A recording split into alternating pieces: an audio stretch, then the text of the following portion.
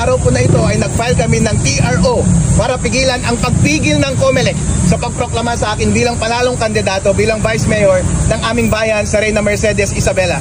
Tandaan po natin, sa isang demokratikong sambayanan katulad ng ating bansa, ang pinakamahalaga po ay ang direktang mandato ng taong bayan. At hindi dapat yan pwedeng mabuwag ng kahit na sino mang nagmamagaling na appointed official lamang, kahit national pa man, katulad ng mga commissioner ng COMELEC.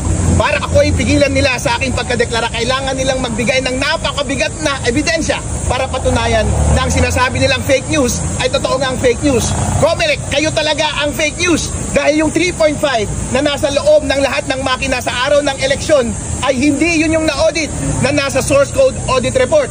At kayo din ang fake news dahil yung mga pinapadali ninyong data mula sa automated counting machines ay dumadaan pala sa intermediary server. Pinapakialaman ninyo para posible para sa inyo na dayain ang resulta ng eleksyon.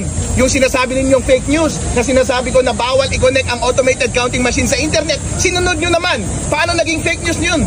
Mas daig pa ninyo ang isang diktador dahil kayo na ang nagdidikta mismo ng kapalaran ng ating bansa, hindi man lang kayo nahalal ng direkta ng taong bayan.